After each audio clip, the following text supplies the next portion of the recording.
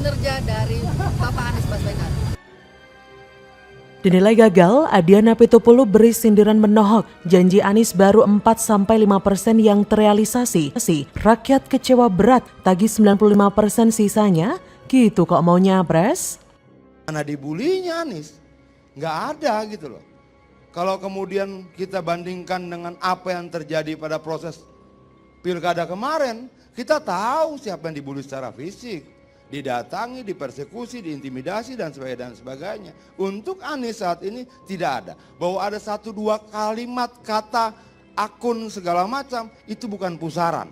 Kami warga Jakarta sebagian besar melihat apa yang Bapak kerjakan itu tidak membuat kesejahteraan bagi warganya dan kepada kota Jakarta. Dan terlebih dengan kasus banjir kemarin, pencegahan pada saat terjadinya bencana, kemudian penanggulangannya. Di situ kami menemukan sekali, aduh, kenapa begini? Silakan mundur sekarang juga, berjaga becus luar biasa. Jangan lupa subscribe.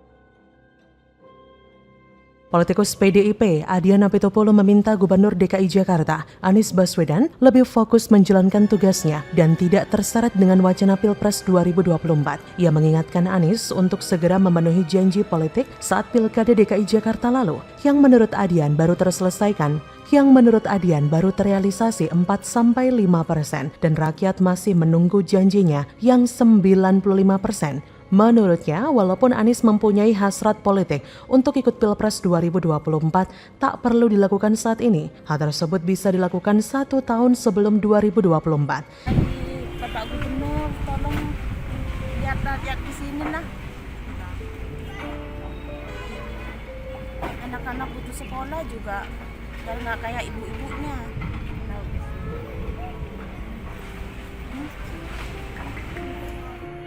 Betah di sini nih Pak.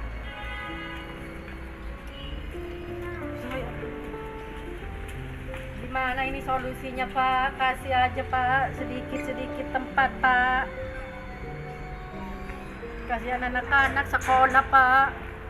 Untuk mendesak KPK agar segera tangkap Anies, karena menurut kajian-kajian dan analisa yang kami kaji selama ini, bahwa Gubernur DKI Jakarta banyak mempunyai kasus-kasus yang saat ini belum dibongkar oleh KPK. Selain itu, bila Anies memaksakan diri dari saat ini, ia khawatir masyarakat Jakarta yang justru akan dirugikan karena Anies tidak fokus membuat program bagi masyarakat Jakarta. Tak hanya itu, menurutnya, Pilpres 2024 medan yang berbeda dengan Pilkada. Banyak faktor yang menentukan kemenangan dalam pemilihan Presiden 2024. Memang secara waktu menuju Pilpres 2024 masihlah cukup panjang, tapi dengan pencapaian yang sedemikian itu, padahal di saat Anies dalam jabatan terbaiknya, posisinya kini itu jelas bukanlah suatu pertanda yang baik. Walau masih sebatas dalam survei, posisi itu begitu meragukan. Kenyataan yang seharusnya bikin semua para pendukungnya was-was.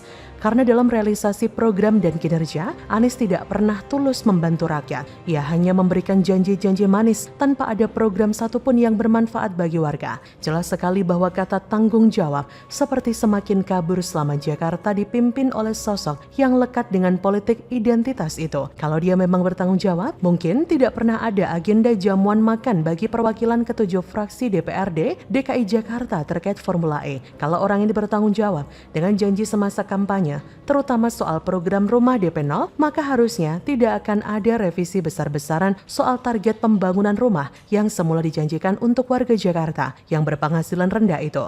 Dan kalau Anies bertanggung jawab sebagai pemimpin, tentu agenda normalisasi, revitalisasi atau apapun namanya, tentu sudah dilaksanakan jauh-jauh hari sejak secara resmi dilantik 5 tahun silam. Betul begitu logikanya, bukan? Hanya kita tak bisa melupakan fakta kondisi politik yang dalam berbagai kondisi seakan menumpulkan logika. Jika logika dan akal sehat dipakai, harusnya Ahok Jarot yang memenangkan Pilgub DKI Jakarta dong, bukannya Anies Sandi, karena calon gubernur satunya kan terbukti hanya bagus dalam merangkai kata dan tidak bisa bekerja, terutama saat menjabat sebagai Mendikbud pada era Jokowi. Kita sih super yakin akan adanya kepentingan atau agenda terselubung yang nggak mungkin dibuka sejak awal, sehingga sosok seperti Anies juga mungkin sosok yang nantinya muncul meski dianggap kurang becus bekerja atau yang kurang bertanggung jawab akan tetap dicalonkan supaya jika memungkinkan bisa dijadikan alat atau boneka bagi tujuan tertentu. Karena itulah Anies bukanlah antitesis Pak Jokowi menurut teori Hegel. Kalau dalam dunia nyata memang benar sih bahwa Anies ini berkebalikan dengan Jokowi. Pak Jokowi bekerja sementara Anies sibuk menata kata untuk pencitraan. Alasan Nasdem memilih Anies terbuka satu persatu. Ternyata why not the best-nya Surya Paloh hanya pemanis saja. Nasdem tidak sedang memilih yang terbaik tetapi memilih antitesisnya Pak Jokowi. Kalau saat ini rakyat masih ingin Pak Jokowi memimpin negeri ini, mengapa kita harus memilih antitesisnya? Jangan sampai orang ini menjadi presiden. Bisa-bisa seluruh permasalahan negara ini disikapi dengan ngeles dan analogi yang kelihatan cerdas tapi dungu. Sungguh berbahaya orang seperti ini jadi pemimpin. Banyak bohongnya, licik, salahkan orang lain dan tidak mau disalahkan. Jangan. Yang dicari adalah Lebih debat, baik yang bukannya pasti-pasti cari saya kita solusi. bicarakan. Jadi bagaimana menurut Kenapa? Anda? Menurut saya rakyat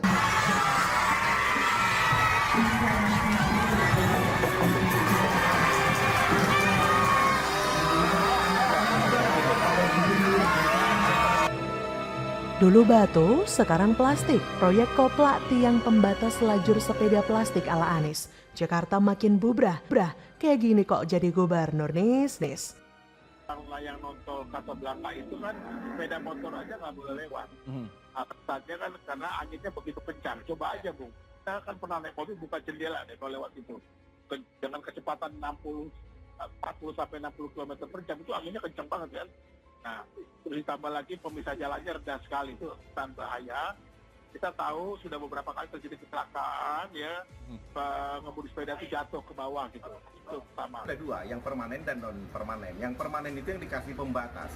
Kalau katanya itu untuk keselamatan pengemudi sepeda, kita setuju, tetapi bukan itu caranya. Transportasi publik yang mesti diperbaiki sehingga mobil yang berlalu lalang berkurang, otomatis pengemudi sepeda itu aman. Kalau Pak Anies nggak bisa ngawasin kerja anak buahnya dengan baik. Ini memang masalah kepemimpinan Pak Anies. Dia ini pintar pidato, pintar kasih semangat. Tapi di poin-poin lain soal leadership, dia ini lemah. Soal monitoring, soal supervisi, dia ini lemah banget. Makanya Lur, banyak proyek Pak Anies yang gagal. Dia pandai berencana tapi lemah dalam pelaksanaan. Oh nggak istilah refarbis ya? Cari barang bekas layak pakai, lalu dilap bersih, dibersihkan, dan dijual lagi dengan harga berlipat. Istilahnya pedagang handphone refurbish. Anies juga mirip seperti itu. Cari kerjaan sisa pejabat terdahulu, poles-poles dikit, habisin dana ya kan, lalu diganti nama. Pembatas berbentuk tiang dipasang di sepanjang lajur sepeda di Jalan Salembar Raya, Jakarta Pusat. Dinas Perhubungan DKI Jakarta merupakan pihak yang memasang tiang pembatas berbahan plastik tersebut. Pemasangan tiang ini berbeda dengan pembatas jalan yang sudah dipasang di Jalan Sudirman yang berbahan beton berupa planter box. Kepala Seksi Rekayasa Lalu Lintas pada Dinas Perhubungan DKI Jakarta, Hendri Sampurna mengatakan, sebelumnya banyak mobil dan motor yang menyerobot lajur sepeda di Jalan Sudirman. Bahkan di antara pelanggar itu ada yang mengalami kecelakaan karena menabrak planter box. Maka dari itu pihaknya mengganti bahan yang lebih elastis agar ketika ditabrak tidak menimbulkan bahaya apapun bagi pengemudinya. Menurut Hendri, masih banyak pengendara mobil dan motor yang menerobos lajur sepeda, terutama di Jalan Salembar Raya. Lajur sepeda itu dibuat lapang selebar 1,75 meter sehingga angkutan kota atau mikrolet dan mobil pribadi juga motor bisa leluasa melintasinya. Di Sub DKI Jakarta dan Lantas Polda Metro Jaya terus menjajaki sanksi tilang bagi pengendara motor yang menerobos lajur sepeda. Apalagi kedua instansi ini sedang menggalakkan program tilang elektronik atau ETLE. Imbauan itu telah disampaikan melalui media sosial di Sub DKI Jakarta dan bersurat ke Wali Kota agar melakukan sosialisasi kebijakan ini kepada warganya. Melihat hasil kerja Anies yang sangat receh dan kurang bisa memberikan manfaat bagi warga, serta terkesan hanya membuang-buang anggaran, netizen pun dibuat geram. Seorang netizen dengan nama akun Twitter @paltiwes lewat akun Twitter pribadinya menilai cara kerja Anies soal pembuatan pembatas pembatas jalan dengan menggunakan ban plastik tersebut sebenarnya hanya karena dendam Anies kepada Ahok. Melihat cuitan tersebut, seorang netizen dengan nama Panji Siregar pun memberikan balasan.